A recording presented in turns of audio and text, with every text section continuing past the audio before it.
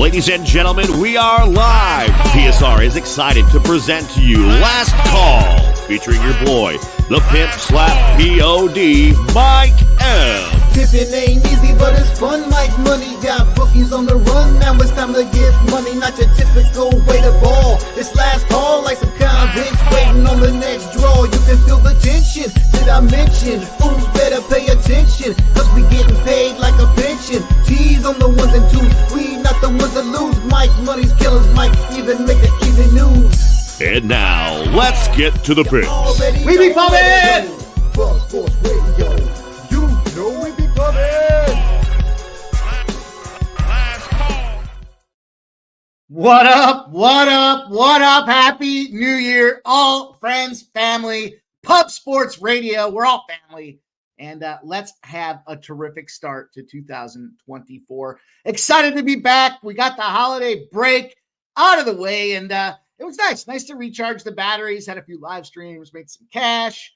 But look, we got to get back to work. This is what we're here for. It's last call, 6 p.m. Eastern Standard Time. And we got a new year. We got new goals to keep stacking cash. We're going to bring on new guests. Show's going to catch a facelift on the fly, and it's going to be a lot of fun to keep building this thing here. So I'm looking forward to it. We got a great card tonight. Full NHL. They shorted us yesterday. They gave us the marquee game with one winter ice game between Seattle and Las Vegas. Tomorrow we have a 2-game NHL card, so we'll have a lot of hoops to talk about. But tonight we got a full slate, so we lined up some hockey today. Of course, it's Tuesday. You know what that means. Here we bring our guy, Billy Briz, into the house here. He's been red hot, smoking them bookies with what he's doing in the NBA and college hoops, so I can't wait to talk about that.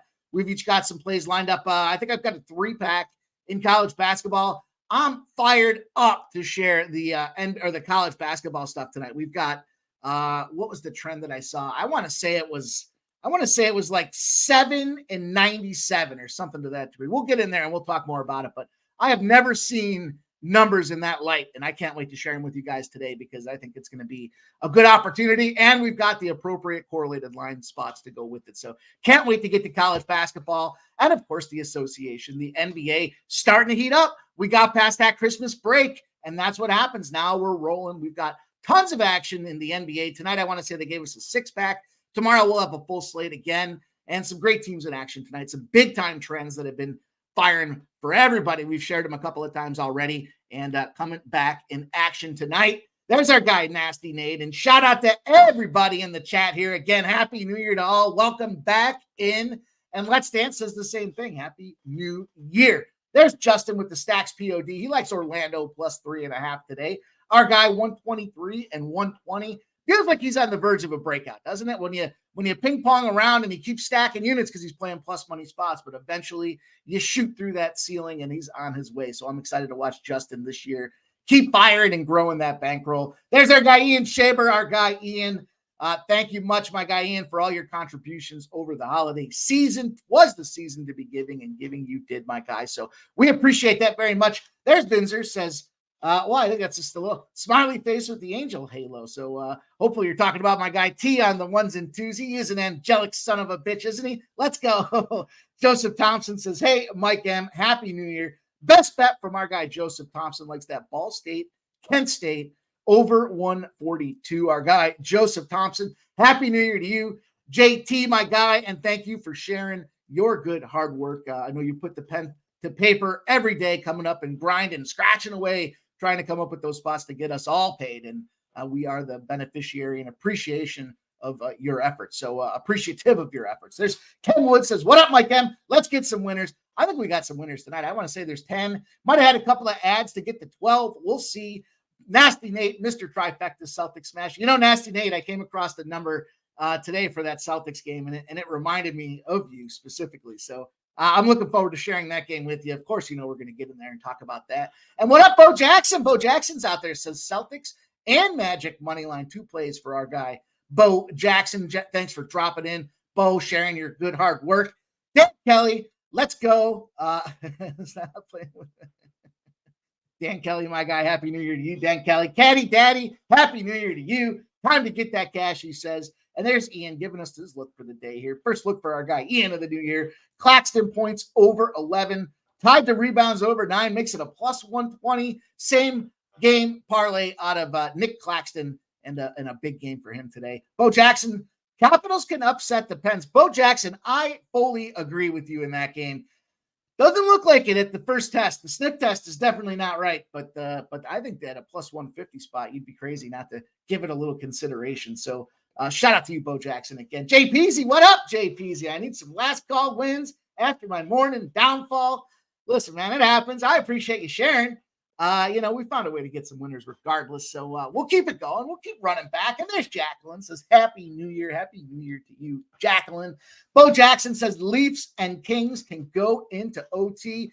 I haven't fully adopted the OT curve yet. I know a lot of guys are on that, and it's been profitable for them. I mean, shit, it's paying out almost 4-1. So with all due respect to everybody that's getting those jobs done, I appreciate it. But I guess maybe I'm still a little old school. I'm still trying to figure out who's going to win the game, and is it going to go over or under? So, shout out to Bo Jackson tonight. I'll keep my eyes on that Leafs and Kings spot. It's a late night one too. It's a 10 p.m.er East Coast time, so we've got plenty of time to keep our eyes on that, Bo Jackson. Thank you for sharing.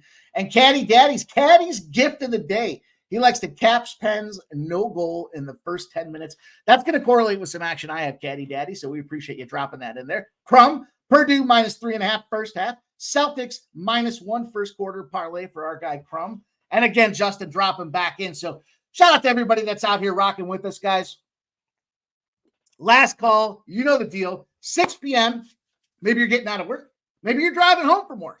Drop us on. We ask you to do 3 things. Hit the like button. Please help us hit that like button. No slack in here. We got to keep this thing rolling. We got to keep it growing. We got to keep letting them know we're out here doing it on the regular. If you're following plays, whether it be for myself, the panel, or the chat, hit the thumbs up for us. Show the support, show the love, show the respect and appreciation, regardless of where that play is coming from. Help promote the brand. 2, grab a pen and paper. There's a lot of great plays that get tossed around here. We rapid fire. We come out with 10, 12, 15, 20 plays between the chat, the panel, and myself when it's all said and done. You want to write those plays down and make sure you have an opportunity to cash with us. And 3, share those plays in the chat. You guys are sharp MFers. We continue to get sharper by the day. I see it on the regular, and I know everybody else does across pub sports too. So keep sharing those plays. We appreciate you guys giving us your insight, your hard-earned work. I know I've seen a lot of you guys sharing plays already, guys and gals as well. So keep it going. Let's keep it rolling. Let's talk about this thing. You guys know what's up. First and foremost, we got to be transparent. We got to recap. Friday was a good recap. We ended off with a 6-4 day. Once we get done with the recap, we'll jump in and talk about the skates in the NHL. We'll lace them up and get ready to take the ice. It is hockey season. We're going to talk college basketball and then transition to the NBA to close it out so that you guys have time to get those college basketball plays in before the 7 o'clock window. So lots of work to do tonight. Definitely don't want to be late for the show. And I'm excited to be back here again. Just one day off of the break, but listen, I get in a routine. I do this stuff every day. So I want to share with you guys what I've come across here, because we don't want to miss out on opportunities to stack that cash together. So let's go through this recap. Let's fly through this thing here. Friday feels like a lifetime ago with the holidays and then Monday being off and all the football games and everything else that's come into it. But look, we did win with the Devils money line. That was a nice winner for us. We lost with the Rangers under 6.5. We did win with Dallas over 6. We talked about that first period trend over when Dallas is home, and both those trends are in play again today. We lost with the Flyers and the Ducks. Those were some 2 late night money spots. My trials and tribulations with the Philadelphia Flyers, and as of late, all Philadelphia teams. I'm not the Philadelphia apologist here. I'm just a guy that tries to find the angles to play on them. So, we'll keep playing when we think it makes sense. But tonight, I don't think it does make sense, and you'll see a little piece of action we have for that. Let's look at the NBA. We did a pretty nice job in the NBA. We had the Suns over 231.5. That cashed for us. The Sacramento Kings won outright on a +1. We expected that one to come through. The Grizz let us down, though. Memphis Grizzlies +5. Took a big L. Perhaps the Ja Morant honeymoon and being back from his suspension has run its course now, and teams are ready and adjusted to play Memphis. They're not just rolling over on Memphis anymore, and they got beat up on Friday. Portland in the NBA -5.5 cash for us as well. So it was definitely all in all a nice NBA day, and we're starting to heat up in the NBA as expected, as we start seeing some second time through, third time through the orders, it's only going to get sharper. We have the trifecta overs coming up. You know, I've got those on deck. We won so many of those things last year. I can't wait to get those opportunities again this year. And then as far as college hoops, right, we talked about Stetson, the sharp play alert, the steam alert was all over Stetson plus 4.5. Said they even had a chance to win outright, and win outright they did. Last but not least was a push. It is what it is. Cincinnati minus 18. Depending on where you got that number, if you got it earlier in the day, you cashed. 18 was the max ceiling that we gave out on the show. It was 18. Some 18.5s and even 19s by the time tip-off rolled around there. But we will take the push and finish it off at 26.3 units. So, look, we're continuing to grow. It's behind us now. That's exactly where we want last week and last year to be. It's about moving forward, building those bankrolls together. And again, I appreciate all you guys coming in here. Without you guys, it'd just be me and T talking to each other with Billy Briz rocking and rolling every back there with us. So appreciate you guys. Make sure you hit that thumbs up. Dana Delp says Big Ten under day, Iowa under 152 and under Purdue, Maryland 142 as well. Like those looks out there. I like the Iowa or the Big Ten under. Got some Big Ten numbers to share with you guys that now that we're in conference play with college basketball, there's going to be some really great opportunities for us to capitalize when these numbers make sense. And looking forward to sharing some Big Ten specific numbers with everybody today, some things that they can take away if they're not here for the show, they're earlier games or they're on the weekend. We want to make sure you guys have the ability and the toolkit to find winners as well. So Jay Smooth says Jay Smooth 16 says, let's get it money, Mike. And there's Jay's final take. So yeah, let's get it indeed. Let's jump in. North End says T, that trade looked good for both of us yesterday. Big trade across the association, and kind of felt like it was a little out of left field given the timing of the year here with that trade. But certainly the Knicks, put boots to ass on them Timberwolves, and they were small dogs in that spot. So interesting to see how quickly some of these teams can rebound. I'm assuming that's the trade you guys are talking about, but I guess I shouldn't assume. Nonetheless, let's jump in and let's talk about some puck. Time to lace them skates up, get into it here. Big card tonight. Big card. I tried to pare it down. I want to just give you guys, my favorite plays on the card here. And then, from there, we'll talk a little bit about some other opportunities as well, because I do believe there are. And so we've got 4 games that we're going to highlight. You guys know the deal. The right-hand side of the screen, you'll see what we're covering and where we're at in the coverage. The top of the screen, you'll see the plays that we appreciate or prefer the most. You may see the occasional lean out there. Yeah, we track those leans too. I know it's scary. A lot of guys will just talk plays and shoot them like it's the Wild West with a bunch of guns. We're tracking everything here. We got to be transparent, not just going to talk about it to talk about it. Let's keep an eye on it. And those leans have been going incredibly well for us too. But let's jump into this first game. We do have the Washington Capitals, the Pittsburgh Penguins. I know our guy Bo said maybe an opportunity for Washington to win tonight. And I don't disagree. We've got Kemper in goal for Washington at 8-8. We've got Yari in goal at 11-11-2 for Pittsburgh. And kind of the battle of, obviously a battle of aging two teams here in Washington and Pittsburgh carry, the top, eldest lines in the league. And we've got some cash coming in on this Washington spot as a dog. Of course, the under's getting run up, and that's the play that I ran with here. A couple things that I looked at. First and foremost, Caps have lost 4 in a row, but Kemper's been playing pretty well. 2 or less goals in each of those games prior to his last 2 spots where he got blown up. 5 goals in back-to-back games. And I think that's important to notate because I do expect these guys do play to the back of their baseball card. They're not just guys that are going to come out there. Kemper's not the roll over and die guy. It's Lindgren that's certainly become the Washington Capitals go-to guy, but Kemper very much holds his own at 8-8. He started the season as the go-to. And, 83.3 save percentage, but he's almost a 90% save percentage guy. So I'm looking for an opportunity for him to bounce back. On the flip side of things, though, they have been piling up losses. Pittsburgh outscoring opponents 14-3. They're currently on a 3-game win streak, which obviously is suspect. You want to be concerned about what's going on when you have a team in that spot. And ultimately, that's why I didn't defend or jump into that Washington Capitals play. I like it. Certainly not mad about it. But I was looking more at the opportunity for the goaltending rebound in Kemper. Then you look at Pittsburgh's defense. They've only allowed, 3 goals or less in their last 2 games. They're 47 of 49 saves out there with Yari as well. 95.9% save percentage. And they've already shut the Capitals out with 19 saves this season. So, you look at that number and you kind of hone in on that 19. Not a lot of shooting. A lot of guys that are out there taking their body and stepping in front of the puck so that it does not expose their goaltender and have them flapping around out there. So I thought those are big numbers. It is a big revenge spot now for the Capitals. Think about this game here, and this is where the Capitals live kind of became a factor for me. For this season, when the Capitals are sitting on a total of 6, which is where we're at with this game, they are 11-4 in those spots. I don't want to mess with the fire on fire thing here. I looked at the under. When the Capitals are on an under in this season, they're 2-12 to the under. They're going under by 1.26 goals a game. It's cashed the last 6 in a row going back to December 2nd. The entire month of December, when the Capitals have been on a 6, it's gone under that number. And it's an average score of 3-2. So it's comfortably going under these numbers here. And again, we can get this 6. I like the 6. That's going to be the first official play that I drop on the card for everybody tonight. And again, if you look back at some of these numbers here, we're starting to see the run against the Capitals again. I don't pay too much of attention to what's happening when it comes to the sharp reports and the money on the NHL specifically, because we know the Sharps are going to take a chance with the Dogs, but it was plus 150 earlier today. It's now plus 152.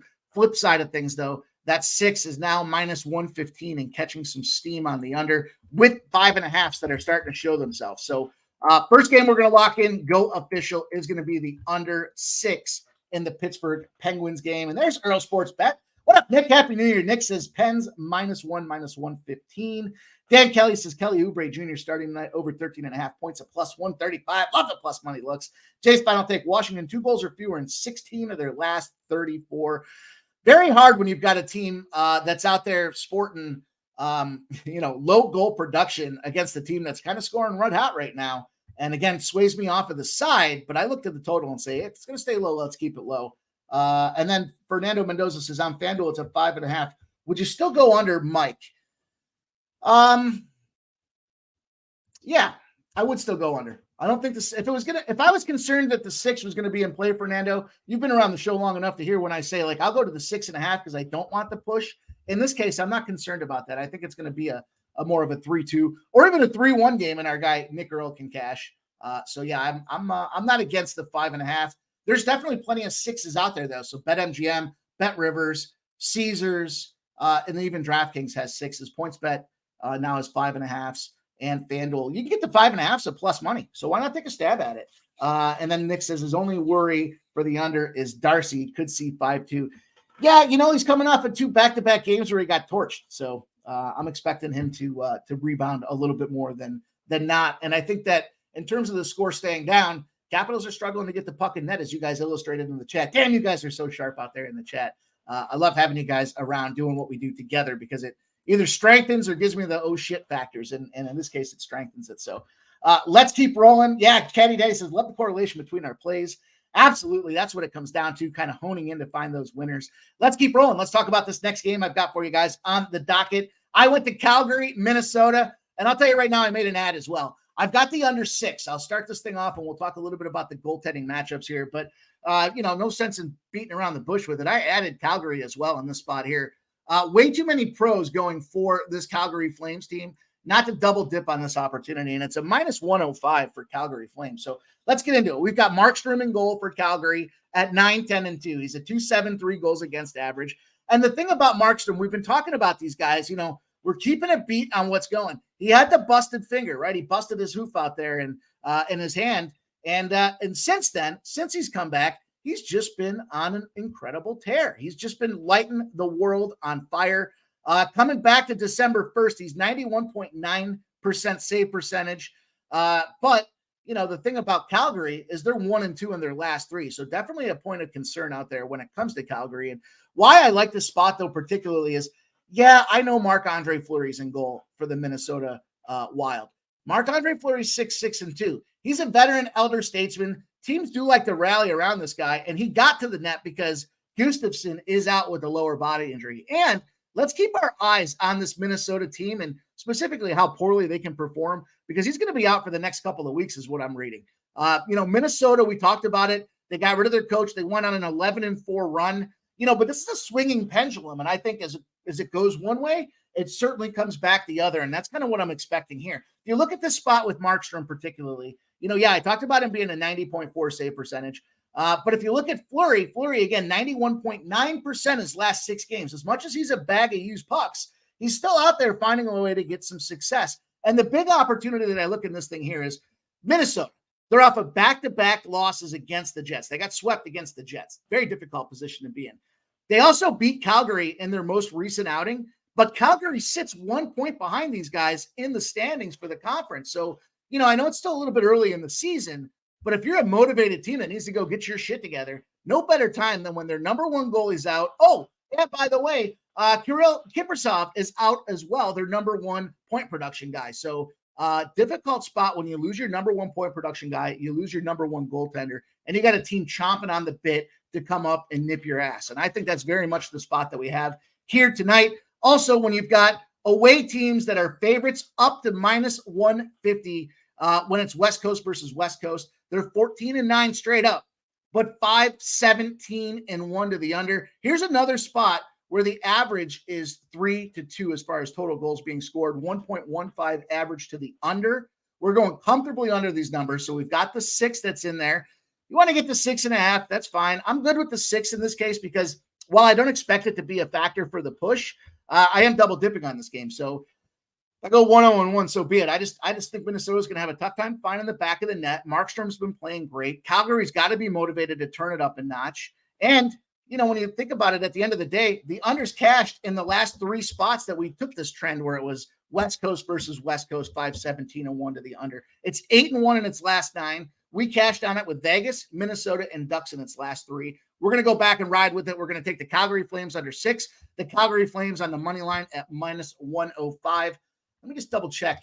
I want to make sure I give you guys the best number that's out there. Yeah, minus 105 available on Caesars. Hey, get it quick if you're thinking about it. There's minus 110s. Now there's minus 112s, minus 113s, and minus 115. So this thing's running away. I think everyone's kind of feeling it the same way we are in this thing. Kelly V, there's Kelly V. What up, Kelly V? Happy New Year to you. Says rooting Fleury for the record. Yeah, I hope that record means that he's going to make a lot of saves and lose the game because that's what I'm rooting for. JPZ says Calgary seems too easy with all the wild injuries, but huge line move. I think that's exactly the case, JPZ. And I don't want to second guess it. I don't want to get in the way of what's been working for us here. And I know these have been some great spots. So let's keep rolling. The fix is in, says neither Boston or OKC. Okay, you guys are talking NBA. Respect Ian, says North Ender. JW says, what up? Morgan Spooner. Sit tight, Morgan Spooner. We're going to talk a little bit about that game. And I'm looking forward to sharing those numbers with you. So let's keep rolling. 2 more games to talk about. Got to pick up the pace here. We got our guy just about ready to rock back there. And I want to keep it rolling. So next game we got on the docket tonight, we're going Winnipeg Jets. Of course, we're going to jump in and take this opportunity. And I'll show you exactly why. First of all, it's goaltender versus goaltender, David versus David in this case. Or Goliath versus Goliath, I guess. Vasilevsky at 8-7 for Tampa Bay, coming back from lower body injury, figuring shit out. On the other side of things, Connor Hellebuck, 17-6-3 for Connor Hellebuck. And these goaltenders are playing tremendous. 90% saving for Vasilevsky over the season, 91.9 for Hellebuck. And, big deal here. What they did with Vasilevsky is they kind of went back to the well. They needed him to come back and get healthy. We've obviously talked about the month of December, the yin-yang effect that he had in goal. But now he's going for his 10th start in 11 games. They gave him the rest on New Year's Eve. So, big opportunity. But he's allowed 8 goals on 52 shots. He's only 84.6% saving. So as much as he's been playing to a 90%, he's starting to get a little gassed. And I think that's why the rest came into effect for him. He is 2-0, 7-2 in his last 9, but they're scoring on him out there. And I think that's the big point of contention. When you look at the other side, Winnipeg Jets are fighting hard right now. They're 6-0-2 in their last 8. They've picked up points in each of their last 8 games, and they're just on a run. Since the middle of November, no goaltender in the NHL has been more consistent than Connor Hellebuck. He's 93.7% saves. He's 11-2-2 in his last 15 games, and he's allowed 3 goals or less in all 15 of those games, except for 2 of them. So big opportunity out there. The last time they played Tampa Bay was November 22nd. Hellebuck got out there, got it done, 93.9% save, 31 saves on this Tampa Bay team. And they came up with an easy, I don't want to say easy, but it was a 3-2 victory. A couple of numbers that I had for you guys here. Where did my number go for this one particularly? Tampa Bay, away dog after a win. Here's a big one to write down. Tampa Bay as an away dog after a win, 2-11, getting torched by 2.23 goals a pop. Their last number of losses, they lost 4-1, they lost 5-1, they lost 4-1, they lost 6-5. That was the bright spot in their last 5. And before that, they lost 7-2 as well. So couple that. Tuesday home favorites that are sitting on a total of 6 are 11-3. Kind of an intersection point for me where I said I'm going to fade this tired goaltender in Vasilevsky, who's traveling. Yeah, he got the break and the rest, but Connor Hellebuck, the Winnipeg Jets have been too damn good, and it's minus 135. So I want to double check the number and make sure that's the best spot to be. But at the end of the day, I had to rock and roll with these guys. I said there's just too much going in their favor right now. And I know Tampa Bay and everybody wants to feel good about what's going on, but they're 18-15-5 on the season. So, is this that overtime spot? Where's our guy out there with the overtime looks? Potentially an overtime opportunity in this game. I could see this one coming down to a 2-2 shooting to threes. But, for me, I'm just going with the Winnipeg Jets. It's a little pricier than I'd like it to be, but minus 135 is in the wheelhouse of juice expectations. Kelly D says, love that player prop. I threw out Minnesota NHL. Earl Sports Bets, Jets money line here as well. My guy Earl has the projection of this game at minus 155 to minus 160. Leaning on Winnipeg minus 1.5 rather than a draw. Interesting spot there. And there's another no goal in the first 10 minutes of plus 125 for our guy Caddy Daddy. Appreciate it. And JPZ says Vermont. All right, I can't wait. We're almost there. I'm going to share that one with you guys here. We've got last play to talk about in the NHL. And let me just make sure I'm on the right page here. I am. All right. I've got a double spot here for you guys with this NHL. First of all, I looked at this thing here. I'm just going to be quick. I'll give you guys the clip notes. The Dallas first period over 1.5. They're home. Again, it makes sense. FanDuel's got it at minus 130. Everybody else has got it like minus 150s and minus 160s. Even I saw some minus 170s out there. But I didn't want to take all that juice. I parlayed it with the Boston team total over. Boston should whoop the absolute dog shit out of the Columbus Blue Jackets this game. They've got Allmark going in goal. Columbus has their backup goaltender coming out here. And I don't think it's a good spot for this guy at all. Spencer Martin coming in goal at 3.71, allowing 3.61 goals, an average per game, 88.9% saving. Not a good spot for the Columbus Blue Jackets. I'd seen a lot of guys saying Boston minus 1.5. Not mad at that at all. I was tracking a strong over trend for this game. My concern is, can Columbus match the pace and get the goals out there? I do expect Boston. The average that I'm seeing in this game is a 4.2 to a 2.2, pushing it over 6s, questionable 6.5s, but the 4.2 would be on the Boston Bruins side of things. So the Boston team total over 3.5, parlayed as a lean with the Dallas first period overs a 1.5 is plus 185 spot for anybody looking for some action there. And then last but not least, I've got an official parlay that I dropped in here for you guys. I'm not sure if we have it on the screen or not, but I will lay it on the line. I'm coming over a little bit of a cold with the holidays. I went with this 3-teamer: Boston Bruins, Edmonton Oilers, Colorado Avalanche. I know, not the sexiest thing in the world, but favorite spots. It's a plus 245. Boston Bruins. I just talked about the situation with Allmark in goal at 11-5-2, Spencer Martin 3-7-1. Then we've got some trends that we've been tracking. We've been playing these throughout the season. These teams at home that are off a win, particularly Edmonton and Colorado, are in 29-7 spots, winning those games by 1.64. Not going to mess around with regulations and get them at minus 110s or what have you. Not going to mess around with the minus 110s for the push. I'm just going to bundle all three of these together. The goaltender matchups are ideal and preferable. The opportunities against the teams sit there. The 29-7 trend as well. I'm not going to mess with, like I said, that Boston minus 1.5. I bundled all three teams together. Official play: Boston, Edmonton, and Colorado. It's going to be a plus 245 spot. So, there it is. There's the parlay on the screen. Nice work, T. Boston, Edmonton, Colorado. That's it. Little 3-team banger out there to try to get some plus money. Again, I don't want to mess around and be concerned with what happens in the minus 1.5 realm. And then Earl says Colorado sells that. I don't think so. I don't think in this game here, I don't think there's a spot here for Colorado. If you break it down and you look at Colorado, specifically when it comes to their goaltending, it's your team. It's the Isles with Varlamov in goal. But no, I think the Islanders are struggling. He's averaged 89.7 between the pipes in his last 4 games. He's 1-1-1. And the Islanders lost 2 of their last 3 games. They're getting crushed right now.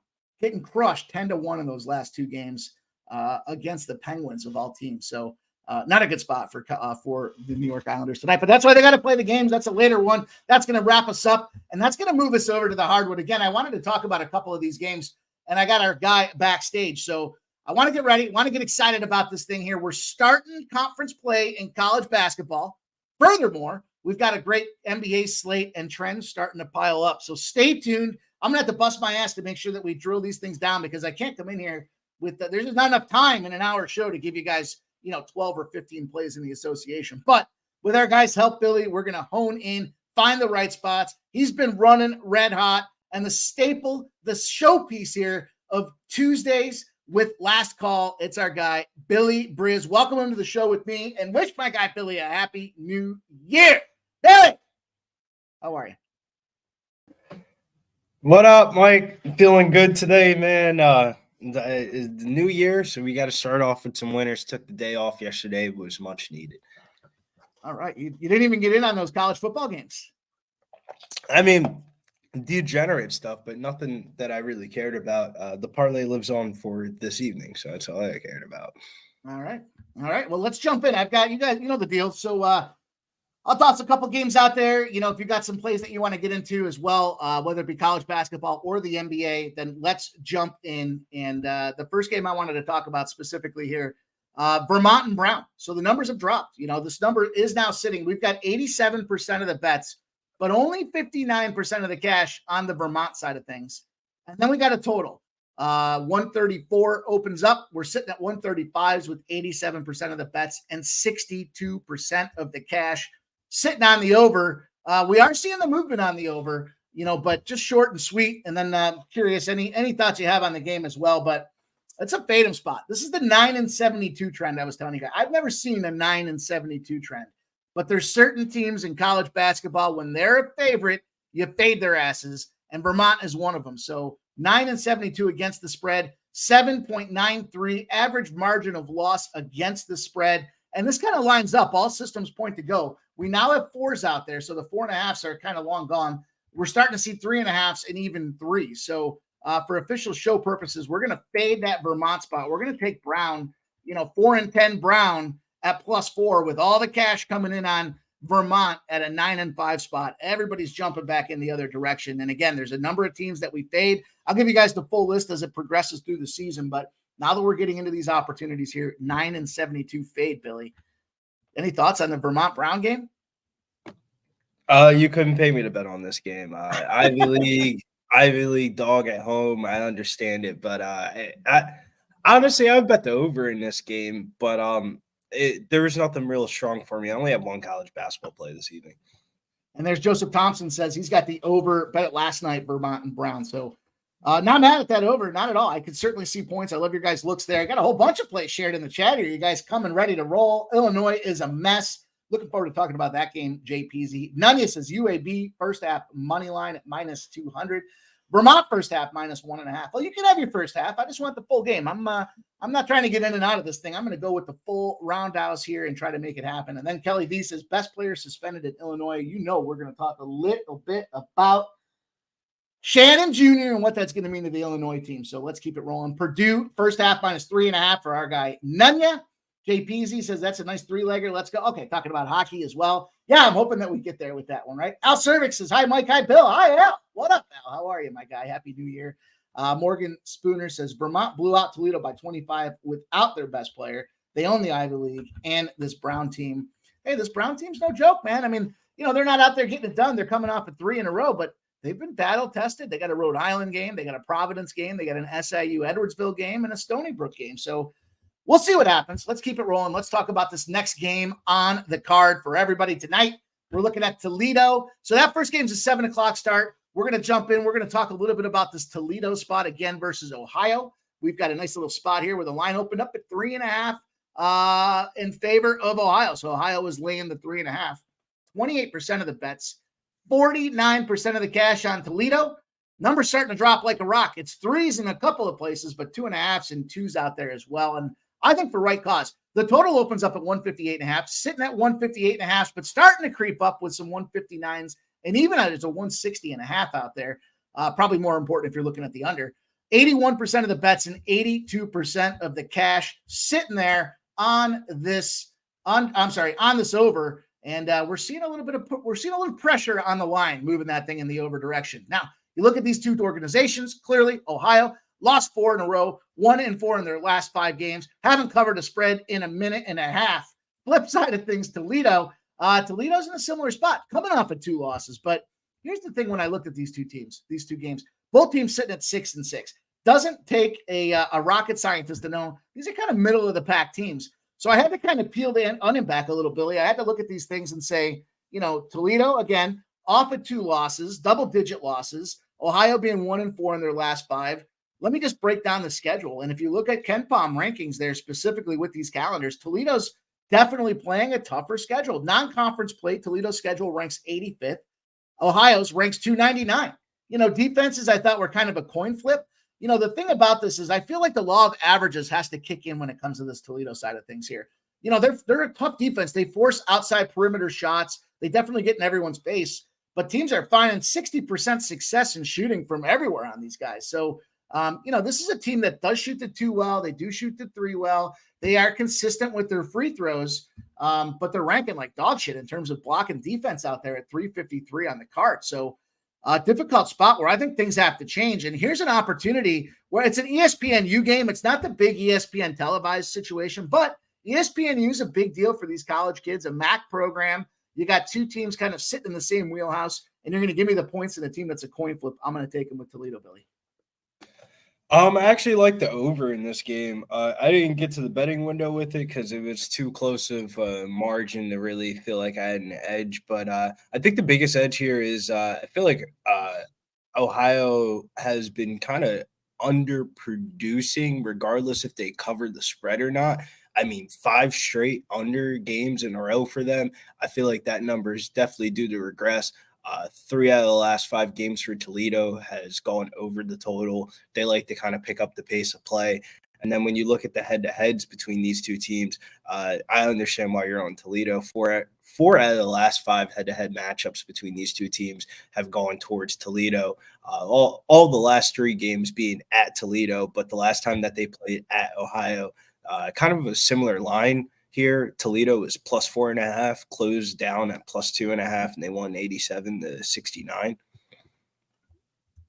So I understand why you're on Toledo, but we didn't talk too much before the card started.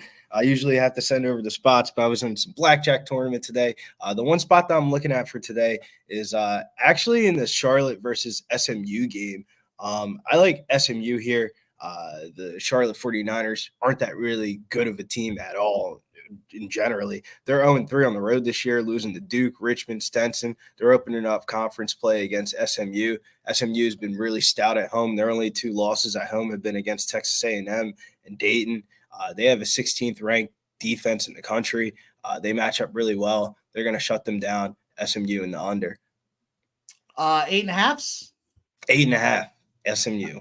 Excellent. So we have this line open up at 8.5. Starting to see some 9s out there. So line shop appropriately, 84% of the bets, 76% of the cash on SMU with our guy, Billy Briz. Interesting ticket count here, maybe because it's a later game. We don't have the full money count with the tickets, but it looks like over 134.5, but essentially a coin flip on the total. So not full disclosure from these books when it comes to the cash flow on the tickets, but you're official with the under as well, or is it just the SMU? Yeah. Official with the SMU 8.5. Best college spot of the board today. If you want to parlay it up with something that you like, you can parlay it up on the money line. I like SMU here, man. 6-2 at home this season. Like I said, their 2 home losses have been against Dayton and Texas A&M. Those are 2 very stout teams. I feel like SMU is definitely a team that's not on a lot of people's radar going into conference play, but we're going to be betting on them. Gotcha. Rick J says my high school gym was twice as big as Brown's. Yeah, I mean, look, it doesn't matter how big the gym is, right? They all still have the same shot lines. You ever see the movie Hoosiers? Come on now. Come on. These guys have a shot here. They're not dead yet. The game hasn't even started yet. And then Jay's final take says, what was the trend on Brown? It was fading certain teams after a big win spot there. And it was 9-17. There's a couple other parameters to it, but just for the sake of time, I wanted to keep it flowing. It's just the big eye opener for me was the 9-72 when these teams are favorites. So definitely wanted to get an opportunity to take advantage and throw that out there because the margin was so crushing in that spot. And then I've got 2 more looks here for you guys. They're kind of dovetail each other. So the first one's a lean for me on this Iowa spot. I'm probably going to get there in the window, but I've got a little bit of time to work with on it. The big trend for me here, write this one down. Make sure you take a note in case we don't have the opportunity and we miss it again in the future, you guys. Big Ten teams that are off a win and road dogs. 9-3 against the spread in the last 12 games. And now we're getting into conference play. So these are the types of things that we're going to start to see illuminate when we start looking at these cards and trying to find opportunities out here. It does exist in 2 of the 3 opportunities for Big Ten games today. In this case, this Iowa game certainly fits the criteria with one of them. Iowa 6, there's now 6s and dropping to 5.5. 49% of the bets, but 77% of the cash on Wisconsin. The bigger money suggested that it's coming in on Wisconsin, and the number's falling from there. So it's moving, I guess, towards Iowa in this case, again, suggesting this might be a mismatch in price. The total opens at 153.5.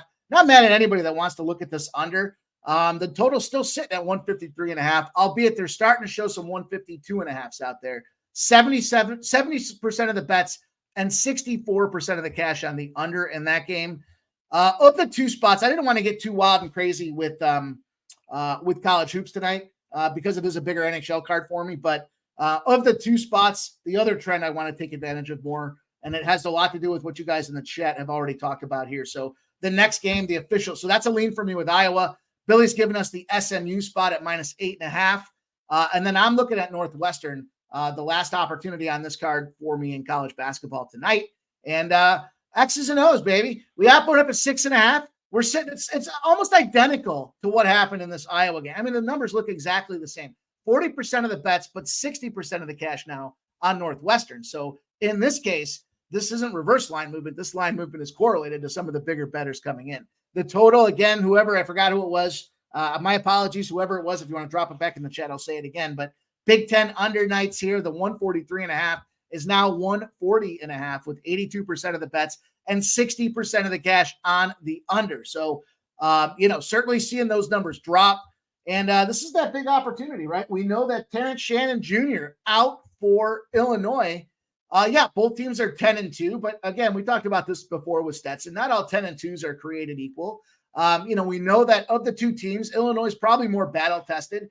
Illinois in their first game without Shannon was playing fairly Dickinson. They kicked the shit out of FDU. I think I was on the FDU side in something. Maybe not for show picks, but I remember sitting there going, we were getting 27. What the hell happened? They got torched. They lost by almost 30 points. So now they're coming into conference play, though. Again, away dog off a win, just beat Jacksonville State 74-63. We were on Northwestern in that game. Like the way them boys are hooping, and I think it's a great opportunity for us to get that cash. You look at it again, Road Warriors are this Northwestern team moving into conference play, and they kicked the shit out of the Big Ten on the road last year. It didn't matter whose barn they went into. They beat Michigan State. They had wins against Wisconsin. They had a win against Ohio State, Rutgers, Indiana, Nebraska. They've already played 4 games on the road this year between neutral field and road games as well. So their defense is traveling with that 10-2 record, and it's the first conference game in the Big Ten for Illinois. So I think this is a tough spot. They're going to be battle tested without Terrence Shannon Jr. coming out of this game. But again, Big Ten road dogs after a win, 9-3 against the spread. We'll see what Illinois can bring to the table for their first true Big Ten battle. And then, of course, Earl says he likes Illinois by double digits. Earl, wouldn't be right if you didn't like it the other side, my guy, Nick. I hate calling you Earl. I know a lot of guys do that. So it says Earl Sports Bet. Can't it say fucking Nick Earl for us? Come on, make it easy, my guy. Let's roll, though. Let's keep it going. I like the under in that game. If you look at it, if you take the best player off of Illinois, and then you already have a team in Northwestern that are going to run a very slow pace, and they want to eliminate possessions in this game, because if you eliminate possessions in this game, the less possessions, the closer the spread would be for them. And if Illinois doesn't have their number one option, Northwestern doesn't have post scoring really in this matchup, I think this goes under the 143.5 total. There's a bunch of trends I saw there for the Big Ten and their unders as well. So I very much agree that under is a live number, and we're seeing it drop, right? I mean, that's the thing you want to get concerned with is, like we saw the other side of things with that Wisconsin game, when the cash is coming in on the team and it's moving against them. That's not a spot you want to be. Again, we talked about this before. You got these guys coming in with a big backpack full of cash. They got to get manager clearance to put a bet down. And then they get the manager clearance. And as soon as the manager gives them the clearance, he's like, hey, I know you liked it at -6. How about -5.5? I'll greenlight your 10 grand again. Go back to the ATM and cash it out. So those are definitely the spots to be concerned with. And I don't think that exists here with this game here. I love this under look. There still is a 141 out there, but 140.5 seems to be the mean number right now. And we're seeing 141s, now 140s out there at PointsBet. So do shop around. I think it's going to come down to it. It shouldn't be a 120 final type of score. Those points are going to matter, but we're down almost 4 points from the original go there in those games. So let's keep it rolling, you guys. Questions for you though before we roll off college basketball. One, I dropped something that I have to look for here. And secondly, what are your thoughts on the Syracuse versus Duke game? Is that too many points for the Cuse tonight? You and I talked about, was it you and I that talked about him the other day? I can't remember. Maybe it was on a live stream. Maybe it was on a live stream that we were on. I was leaning to the under in that game. I do think that's a lot of points to give Cuse, but if you look at the game in itself, so I'll throw it out there for you guys. Love to have the opportunity to talk about it. So 66% of the bets, 58% of the cash on the Cuse side of things. It opened at 14.5. So full disclosure for me, sometimes these New York games, I know getting limited seems to be a badge of honor that a lot of guys roll around there and you're not shit if you haven't gotten limited on a book. You're getting limited. You're not spreading it around enough. And that's a problem for me because I'll spread it on 4 or 5 different books to try to capitalize on it so that I'm not I'm trying to throw the paper trail off a little when it comes to these books, seeing that somebody's coming in, dropping a bigger bet. And so I referenced that because Syracuse is a New York team and I can't college bet on some of these. So it's only my local that takes some of these. So unless I really like the matchup, I don't jump in on it, but I really like the under in this matchup for me more than anything. It opened at 151.5. It's down to 150.5. I saw some big supporting trends in this ACC spot for conference play to show this under. 41% of the bets, but 66% of the cash on the over, and it's dropping, right? We're seeing it's gone down a point, and it's even on its way down further from there. I like the Syracuse side. I think as far as being the travel spot, they're 10-3, but this isn't the same Duke that we're kind of that everyone's kind of accustomed to. They're a year away. They're a year away. They got Cooper Flagg, who's the best white American basketball player prospect since Larry Bird. They're a year away, I feel like. Flipkowski, who's to say he doesn't get shut down in the middle and the Mintz has a game? I don't know, man. It's not one I got to the betting window with, but, man, you're not the first person that told me that the under is a very strong lean for them today. If you look at they're in every other type of spot there. And Syracuse's last 2 games, Pittsburgh and Niagara, the thing about Pittsburgh is their offense has been dialed in. They've been trying to become a defensive-oriented team, but Syracuse beat them 81-73. So I want to say that was you and I were talking about it, and you said don't fade Syracuse in this spot, and you were right on with that. So then you look at Niagara again, 83-71 against Niagara. But they played an Oregon team and a Georgetown team that's got a whole new look in terms of the upper office and some of the lower court. Cornell, they whooped up on Cornell. But then Duke, with the exception of Baylor, and they beat Baylor. That was a huge win for them against Baylor, but they haven't played shit. Georgia Tech, Charlotte, Hofstra. I don't think that Duke's tested themselves enough. I think 14.5 might be too many points here, but just full disclosure, not a spot I could get to. I do like the under. I'll probably get a little sprinkle on the under, or have it tied to a couple of parlays that I roll into, but I just had a tough time kind of pulling the trigger on it because it's I gotta really like it to just want to go call my bookie and up those limits to just play it on that spot. So I'd rather not talk to him on the phone about some of these games if I don't have to. I have the same exact problem with Princeton Tiger basketball games. If I'm betting a Princeton Tiger game, I must really like Princeton. Right, and there's enough other spots on there for me that it's okay, I could see it, but I see some chat conversation there. Yeah, I like FAU in this spot here. Bad spot for East Carolina tonight, as they're affectionately known in the Earl household. Also looked at the under in that game too. So he likes FAU first half -10. Lots of conversation around college hoops. We'll make sure that we continue to focus in on it, guys, as we get more data. We're getting to the conference play now. So a lot of these numbers will start to come through and shine and show us some avenues, but was there another one you wanted to mention in college hoops? I feel like the only big marquee game that is Pittsburgh and UNC, but no real lean for me in that one. If anything, I kind of lean towards the Pittsburgh side, but I also think Armando Baycock's rebound line is a little bit too low. And then the only other game that I was looking at was what was the other one? It was Wyoming -5. I didn't get to the betting window with it, but I was very close to getting to the betting window with Wyoming -5 tonight.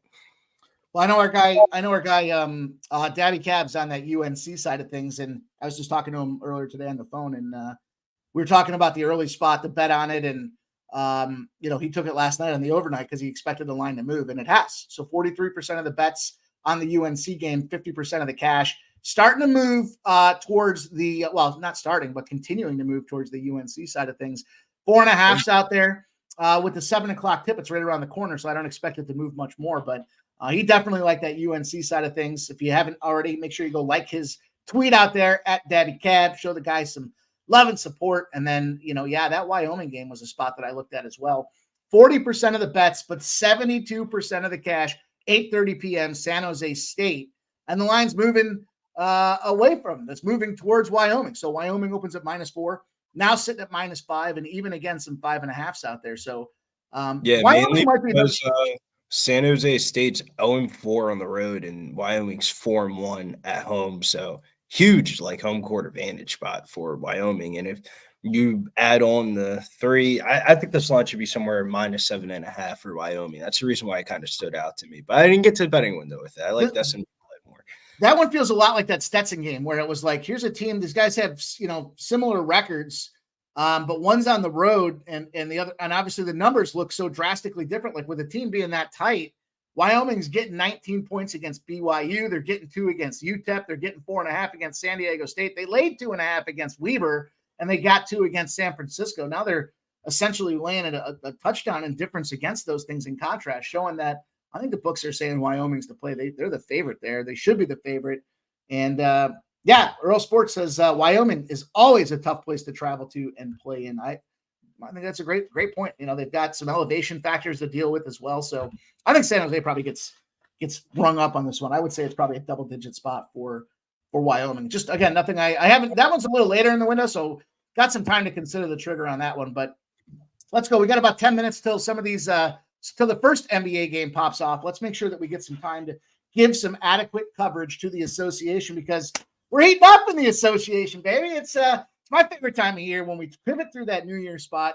We've got good information behind us. We can start to see these teams take shape as to who their identities are, and we've made some money along the way already. Plus, the caveat with the in-season tournaments made it a lot of fun. So we'll give it the rundown across the board for you guys here. 6-leg card. So we'll jump in. We'll see what Billy's got to say as well. You guys know you'll see mine across the top. So we'll talk less about those and more about what Billy's got going on here. The Chicago Bulls game opens at 10.5, 34% of the bets and 52% of the cash on your Chicago Bulls. They're not mine, though. They're not my Chicago Bulls. Then you look at the total. It opens at 223.5, 75% of the bets and 94% of the cash sitting there on the over, Billy. What do you think about this game? Yeah, I took a little bit of a dip of this on a play last night, combining some stuff, but I like the Sixers here. I would take it -10. Usually when the Sixers play at home, it's usually a first quarter, first half spot, but Embiid's first game back tonight, no minutes limit for him tonight, but no D'Anthony Melton in the lineup tonight. So I think that could raise the pace of play a little bit in this one.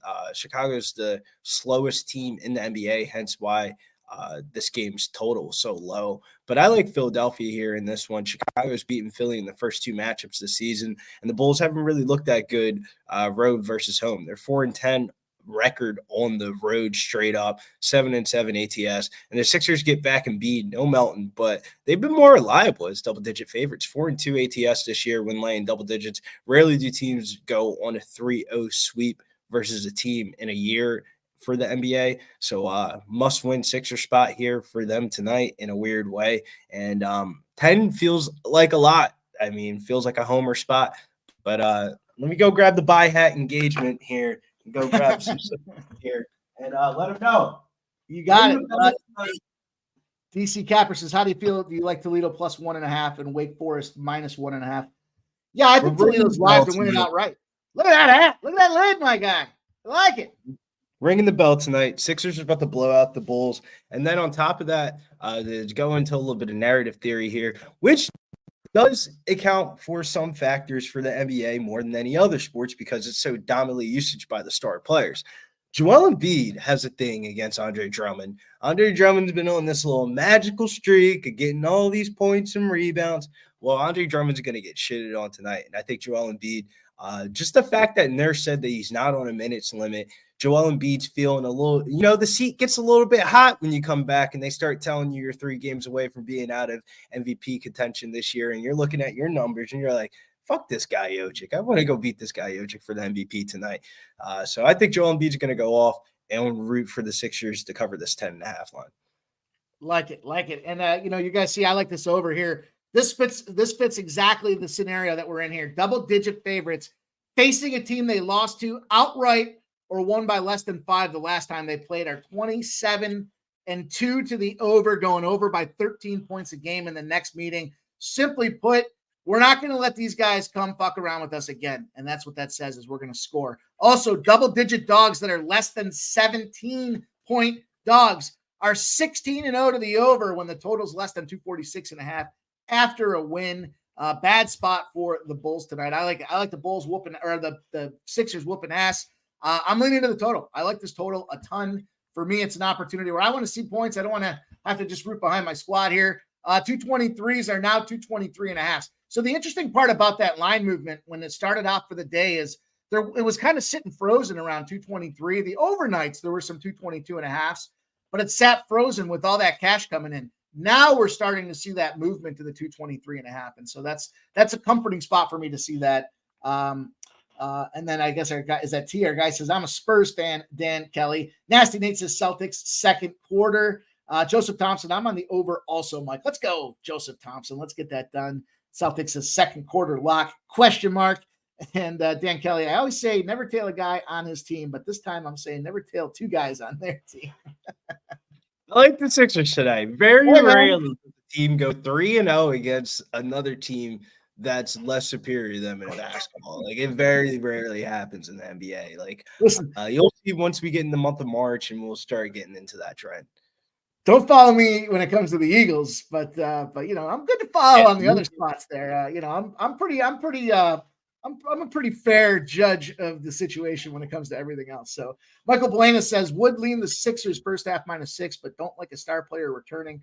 Feel like they screw up the flow of the offense. I agree, but this ain't just any star. This is the superstar, and I think that kind of puts a little caveat to it. But I always like that theory. I'm always a big, kind of be cautious that first game a star comes back and then look from there. So that's the 7:00 hop in the NBA. I'm on the over 23.5. Billy Briz likes the -10. And any props, anything else you wanted to talk about on that one? No. I couldn't do it. I'm trying to keep a short card, but I wouldn't mind anybody playing the Kelly Oubre over 1.5 threes tonight, -130. He's in the starting lineup tonight. Him and Batum will be getting in the starting lineup tonight. So that means Joel Embiid's going to get the ball in the high post. He's going to get double team, and Batum's going to be standing in one corner, and Kelly Oubre will be standing in the other corner, and they'll have open threes. So whoever hits him, I don't know. So that's the reason why I haven't played it. But Batum and Oubre will both get the shot attempts tonight from 3-point land.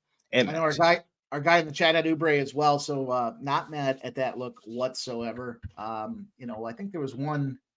Did I have one? It doesn't matter. We'll keep it rolling. I'll see if I can find it as we keep going here, because I did put a little same game parlay together. I think I sent you a couple legs of it. So I don't think I had any Sixers in it though. So I think I might have gone Sixers free. I know the Colby White spots there. Everybody was jumping on those as well, but it seems like we're starting to tax that thing a little bit now, and it's starting to see some numbers. So anyhow, let's keep rolling. Let's talk about our guy, Nasty Nate's team here with this Celtics trifecta, Mr. Trifecta, a.k.a. likes the Celtics, Pats, Red Sox, Bruins, and Friars to smash. Our guy, Nasty Nate. How about them Providence Bruins, Nasty Nate? Don't hate on the AHL. Those guys can smash from time to time as well. But here we got the Celtics line opens at -1.5, shot up to 3.5s, and now 4s with 41% of the bets and 53% of the cash on the Celtics. Public kind of looking at OKC, and this is that spot where I was conflicted. Just open book here. I like OKC in a dog spot, but 59% of the bets, a little bit more of the public coming in on them. The sharper money, 53 coming in on the Celtics, has moved it. The Celtics is where the book has showed the concern. The total was 75% of the bets and 83% of the cash on the over. Started at 238.5. 239s, and now 240s. Billy Briz, take her away. Yeah, this is a very interesting game. You have the best Eastern Conference team going against probably the best home team in the West right now, of the Oklahoma City Thunder. And ultimately, to me, I feel like a lot of people are betting the Celtics, but I just don't think that we finished the year and the Celtics just magically have the best record ever in NBA history at 20. Like, they're 26-6 right now. Like, they're due to lose basketball games over the last couple months of the season as they lock up the number 1 seed in the East. And I think this is a spot that they could drop here. You have SGA, who's been on fire this season for the Thunder, and he had a streak of 6 straight games at 30 points, and that came to an end on a slow New Year's Eve. And I think SGA bounces back. OKC, they just seem to get up for these spots. We talked about this last week when the Nuggets played the Thunder. I don't know if I was on Jimmy's show or your show, and it felt like everybody was back in the Nuggets there in that spot, and the Thunder went out there and they did their thing. Like, the Thunder know what type of position they're in. They know that everybody in the league, when they walk into Oklahoma City, they want to prove a point, and then the Oklahoma City Thunder just end up proving their point that they're a better and more superior team. Do I think that the Celtics are just a better overall roster? Yes, but tonight, January the 2nd, tell me who wins this game. I think it's a coin flip. And if that's the case, then I understand why you grab the minus money for the Celtics here as it's going their way. But I got to lean with OKC and SGA and the guys to get it together here. I just don't see SGA having a slow game. And if he has 6 straight games of 30 points and he has a game over 30-something plus points, I don't know. I think the Thunder get the W in that. Yeah, our guy Justin says Celtic Rebengo from last year. JPZ Celtics smash. There's no way. I've been hearing the Celtics revenge angle, Mike, but there's no way that Jason Tatum and the guys walked into that Oklahoma City Thunder locker room and was like, oh, man, we got our ass kicked in here last year. I don't give a fuck. I don't give a fuck. Nick Earl says OKC's no joke. You can't believe he's saying it, but the Boston game where Boston's favored and the wrong team is favored. Interesting take. I'll tell you what. So what got me there? You know, first of all, it's a short number. A lot of times a short number gets people concerned, and they're like, "Wait a minute, I don't know." I obviously like that OKC plus money spot. I've told you guys have heard me say that time and again. I got a little 3-banger for you here. When a team last played the Nets, they're 10-22 straight up and against the spread. I don't know why. They just can't. They have a tough time after a Nets game. Now, that was 2 days ago. That was Christmas Eve that they played the Nets. So we'll see. The average, they're losing those games by 5 outright. So this is a tightly crafted line in this opinion. But let's keep an eye on it, because that, if you just played the Nets angle, does exist tomorrow for the Pelicans as well. So we'll see how that affects that game here. Non-divisional road favorites are 23-1 against the spread if they lost the previous meeting as a favorite shorter than 3 points. And then the last one I had was, this is the one that made me think of Nasty Nate. When they outscored when their points in the last 4 quarters, each of the quarters was greater than the team that they're playing's average margin against their opponent in those 4 quarters, as a road favorite are 8-1-2. So when Boston's outscoring teams, each of the 4 quarters more than the points in the teams that they're playing, they're 8-1-2 at a -3.5. So does that mean they're going to get it done? It doesn't. It's a tight game. I can make the argument on both sides. I just had to go with the Celtics for me in this spot here. But yeah, I agree, Billy. They're not coming into the barn thinking we just got rocked by these guys. We got to come back and make them eat shit. So let's roll. Let's keep it going here. We're running long and late for everybody. We got a big NBA card to get into. So Spurs and Grizzlies tonight opens at 12.5, moves to 11.5. 46% of the bets and 73% of the cash on the Spurs. The total opens at 229.5. Moved to 235. We're seeing 236s and now 236.5s out there. 74% of the bets and 64% of the cash on this over, Billy. And I guess the question I have for you is, has that is back magic worn out, or do you have any thoughts on how you want to get to the window here? The Grizzlies have been getting more healthy outside the Ja Morant thing.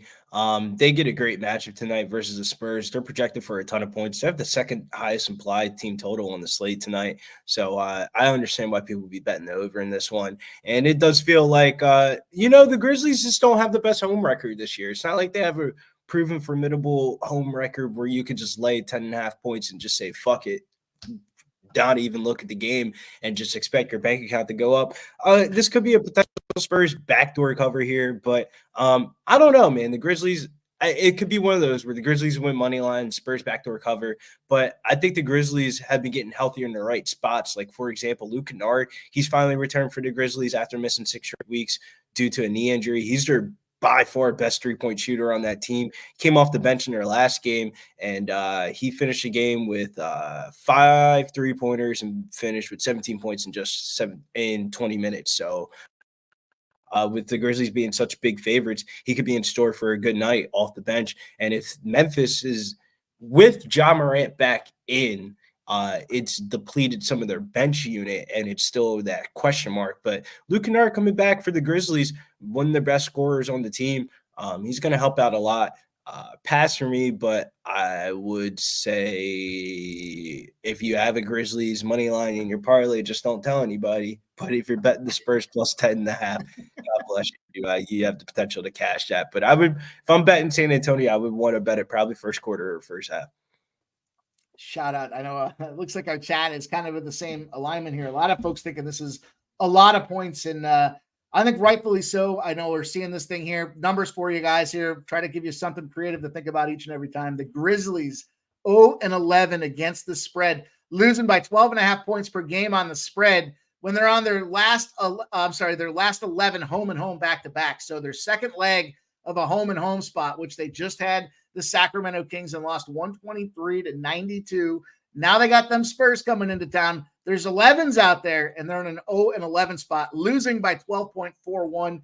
Does that mean, to our Nick Earl's point, that the Spurs are live dogs? I mean, 11, losing by 12 on an 11 certainly suggests that there could be an opportunity for that to happen. But I like those points. The more I kind of sit with that, the more I'm thinking I may have to consider that Spurs spot there, especially with that 0-11 spot. Now, yeah, the flip side of that argument is how many of those games were without Ja, but I don't know. I think at some point the teams know what's going on. There's a reason they're laying that 11, and I think that has to do with the inflation with the fact that Morant is back. But another 8:00 spot. I don't know why the NBA did this and stuffed 3 8:00 games in there, but we've got the Nets and the Pelicanos, Billy.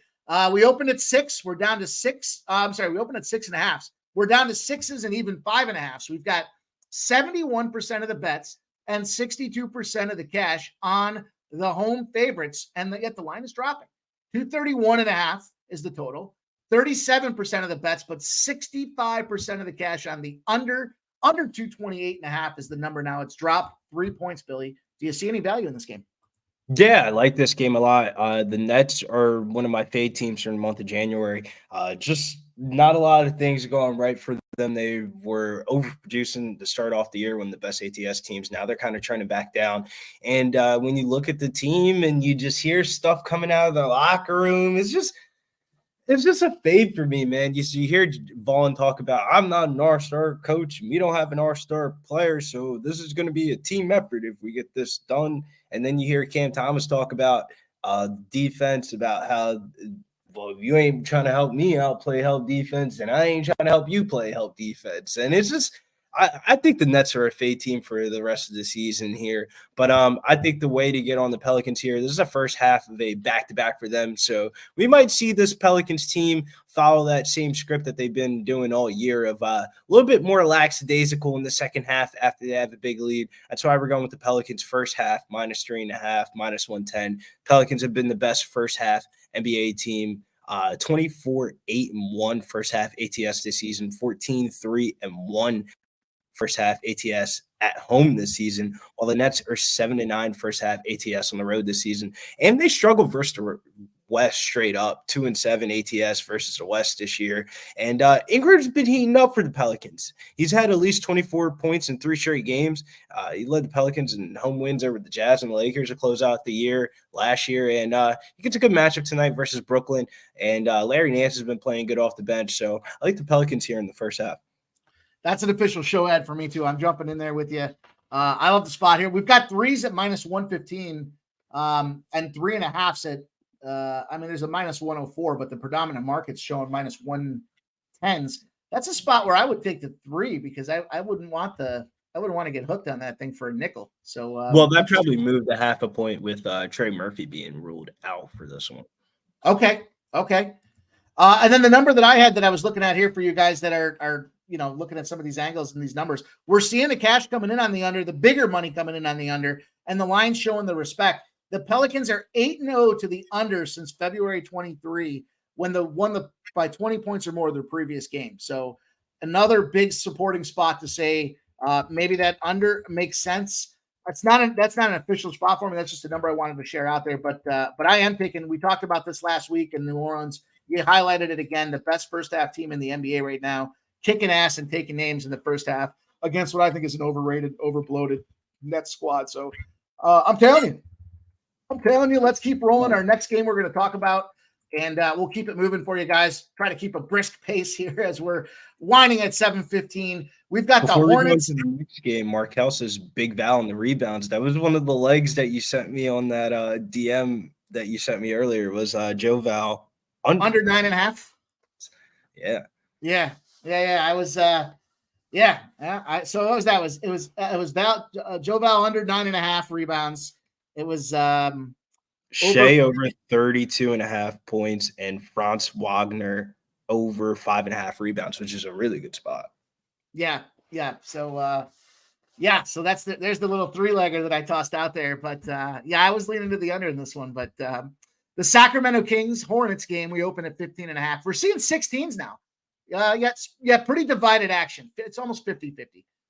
The total opened at 233.5, has dropped. There's 232s now with 82% of the cash and 92% of the 92% of the cash, 82% of the bets on the over in this Kings game. So we're seeing some line fluctuation where it's starting to drop. Yet we've got 2 unders in a row for the Kings here. They just had a big game against Memphis where they won 123-92 on New Year's Eve. Flip side of things, the Hornets got stopped, but almost covered. A near miss on the cover at 16.5 points at Denver. That was a big spot for the Hornets. And I know a lot of folks that were on the Hornets, but could not get the job done. Billy, what do you think about this game? Yeah, this was one that kind of got dampered a little bit getting closer to showtime. We got the news last night that Terry Rozier was supposed to be out for this game. He was listed doubtful all day. Then he got ruled back up to questionable and now probable. I think Terry Rozier is probably going to play and start for the Hornets. So that's why you see the line still somewhat yo-yoing back and forth. But too many points, man. And this is one of those ones where, like, do you want the winner or do you want the value? The winner here is going to be the Sacramento Kings on the money line, but the value would probably be the Charlotte Hornets plus 16.5 because that's a lot of points with basically a fully healthy Charlotte team that we've been seeing for the last month, even though they've had their fair share of injuries. It's getting to the point now where this is the squad. Like, it's not even like no reason to look at the injury news report. It's like, nah, this is the squad that's been playing for like the last month for like the Hornets. They're somewhat healthy without Gordon Hayward here. But the lone bright spot for the Hornets this season has really been Brandon Miller. He scored 14-plus points in each of his last 11 games, except the one that was cut short due to an injury. He's been somewhat blowout-proof. He's had at least 29 minutes in each of his last 3 games, and he's taken 16, 17 shots in his most recent games. So if I did have a lean on this one, it would be Brandon Miller over 16.5 points. Brandon Miller over 16.5 as a lean for our guy, Billy here. And I was kind of going along that story with points. Putting these numbers together earlier, you guys know there's a little bit of a lag time between when I get it out there and then when we do the show. And there were some 230s, but now we've seen that thing kind of shoot back up. And I think it's definitely a reflection of the injury news that Billy was talking about. And when you look at these teams, a Kings team that's been lined on some pretty sizable, juicy numbers. I know they're 4-1 to the under in their last 5, but check these Kings numbers out here. Again, we've got another spot where it's a double-digit favorite facing a team they lost to outright or won by less than 6 the previous game, 27-2. That's the same spot the Sixers are in today. And then secondly, the Kings are 10-0 to the over when they're home favorite, at least 2 points after a game with 13 or more turnovers and less than 31 assists. And they're going over the total by 14. So one margin of 13, the other margin of 14. Some strong spots for me. I'm going to take it. The new number is now 232, up from the 230 earlier today. That is an official play for me on the NBA card. And let's talk about this last game. Last, but certainly not least, A lot of fun here. We've got the Orlando Magic at +4, 3.5s, now 3s. 55% of the bets and 57% of the cash on the road dog, and seeing the line move accordingly. As far as the total, 230.5s have dropped to 230s, but there's still 230.5s out there. 60% of the bets on the over, only 31% of the cash on the over. Billy Briz, what do you think? This is going to be a highlight showcase, 10 p.m. Eastern start. What do you got? What's cooking? This is one of my circle teams for the month of January. Steve Kerr's finally put away his whatever he wants to be, and he's just putting the best 5 players on the floor. And while it hasn't translated into wins, the Warriors are in a get-right spot in this spot. January is an interesting month for the Warriors. They played 10 out of their 14 games in the month of January at home this year to start off the year. So their 6-11 ATS number at home is definitely due to positively regress. And when is the right time to get on it, though, is the real question. Is this too early of a spot? Are we jumping the gun too early? Or is this just the right price to buy low? Because, I mean, I would have to lean with the Warriors on the money line here or the spread -3. But on the surface, though, Magic could be one of those teams, though. They just have something clicking this year. They have the second best ATS record on the season. So I had to go to the prop angle for this one. The Warriors have finally switched around their starting lineup in their last game. CP3 playing at the shooting guard position. TJD is what we're going to call him before I jack up his real name. Tyrese Jackson Davis from Indiana. He's been the starting center. And CP3 looked really good in that starting lineup start against the Mavericks. 24 points, 6 assists. But we're going with TJD over 18.5 points and rebounds here at -125. Kerr has finally benched Looney in favor for the rookie coming out of Indiana, and he's been carving out a legit role in the offense, playing 25-plus minutes in 5 out of his last 7 games. And over his last 7 games, he's been averaging 11.7 points per game and 8.7 rebounds per game. And the Magic, their rebounding numbers dip once they go on the road, and they've been having a 3-center rotation. So that really secures the minutes of Jackson Davis tonight. The first thing that you want to have with a rookie is he going to be on the court enough? What's his role like in the offense? And will he be productive? And all 3 check the box here for me for TJD. I talked about this last week about how the bookies are not on top of these rookie players right now that are kind of trending up into form. We all talk about Victor Wembanyama and Chet Holmgren, but the rest of the rookie class, this is the time of year that you start seeing rookies turn the corner, start getting more minutes. You saw Jamie Jaquez jacking up his name from UCLA on Miami. He's been turning it up this last month, but TJD is a name that is going under the radar. He smashed last year at Indiana. We're playing his points and rebounds prop when he played in college, and they were offering it. He was damn near the highest priced player on every DraftKings FanDuel slate for college basketball last year. So I think that production's finally going to catch up. He's finally getting the minutes, the trust of the coaching staff, and the respect of the veteran players on the team like Kerr and CP3. So him out there in those pick and roll situations, I've been seeing a lot of people roll off with the Jonathan Kuminga over 4.5 rebounds, but I don't like that spot for him tonight. He's going to be guarding Paolo Pincheiro. Pincheiro's more of a wing type of guy. He's more of a slasher. Tyrese Jackson Davis is going to be more at the rim with Goga Patatse, who's not going to really go out to the three-point line. Wendell Carter Jr. might shoot 1 or 2 threes a game, but he's probably going to be bricking them. So they're probably going to just have a shell defense where they just let him shoot the shot. And then their third center, Franz Wagner. I favor TJD in that matchup. So points, rebounds for TJD over 18.5. Excellent. I like the look there a lot. Our guy, Nasty Nate says, what happened to the T segment? Hey, man, he's rocking and rolling. I can't force Magic, dude. We want to let him come in when he feels like he's got the right spot to share with everybody. So he knows the floor is his, and we'll get him back in here. It's a shorter card. So, we don't want to twist his arm unless he's got something. Just don't shit on Luka Doncic. Oh, man. Asking you shall receive. Happy New Year. Boys. How are you guys doing? For Nate the Great, I got Pelicans first half -3.5, -110, and Boston Celtics smash -2.5, -105 first half.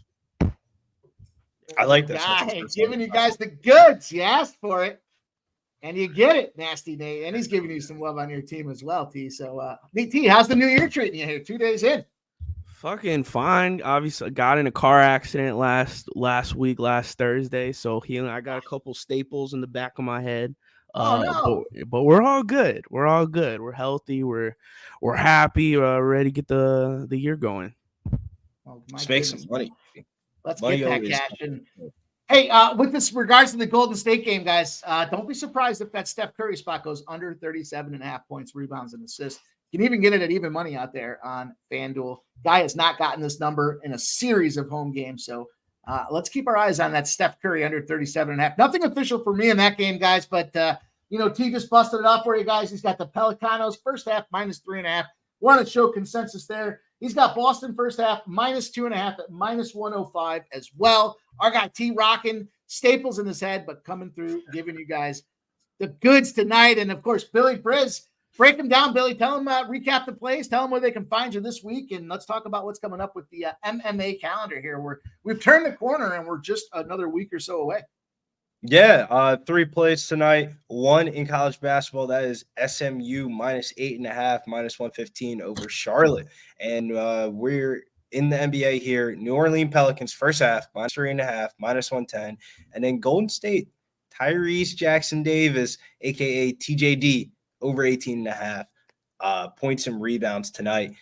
Let the man shine, Steve Kerr. Give that man his deserved minutes because Kevin Looney's looking fucking trash out there. Guys, appreciate everybody out here. If you haven't done so on the way out the door, hit the thumbs up button. Help support us all. Let's keep it rocking and rolling. I'll give you guys the recap here with the plays that I've got. We've got a big card tonight, and we'll be back to do it again tomorrow. Pittsburgh under 6 made the NHL card for me. I went Calgary under 6 and the Calgary money line, the Winnipeg Jets out there. I gave you guys that lean to the parlay first period over for Dallas, 1.5, and the Boston team total over 3.5. Official parlay for me is Boston, Edmonton, and Colorado. I took Brown +4. I've got Toledo +3. I leaned to Iowa +6.5, and I went Northwestern +6 in college hoops. And then on the NBA and the association, the boys delivered the goods. I came through with a couple as well. We've got Philly over 223, Boston -3.5 full game. New Orleans first half -3.5 is out there, but I took the 3. I'll pay a little juice on it. Sacramento over 232. And that's how we do last call. January 2nd, back from the new year and back to do some business. Hopefully everybody out here tonight gets that cash. JPZ, AOD, Step Back Jay, Mark Cal. It's great to see all you guys and girls back for the new year, ready to rock with us. Preston Ekdahl, San Antonio has the worst drivers in America. That sounds true. And there's Nasty Nate getting the special tonight. Michael Blaine likes Jackson Davis double is +325 is an interesting spot for him. Certainly get my attention when you start talking like that. Kelly V, the crew came out tonight to rock with us again. Welcome back, everybody. Hopefully everybody has a healthy, happy new year. Jerry Jones, Kelly V again rocking with us. Bitsy's out there, Wine Time Sports. Sherrod Pulliam. We got more to do. We got more work to do. We got to keep building these bankrolls. We got to keep moving forward every single day. You'll find us back here tomorrow. Pub Sports Radio, 6 p.m. Eastern. If you haven't already, subscribe to Pub Sports. Get the notification every time we go live. You will be notified. You do not want to miss what we're doing, whether they be live streams, last-minute shows, updates. Of course, lots of things happening. All about the hoops tomorrow with the boys, Dabby, Dutch, and crew. I'm sure these fellas will be there as well. And you'll see me tomorrow, 6 p.m. Last call. Shout out to everybody out there. Stay pumping. Let's get that cash, baby. Let's go.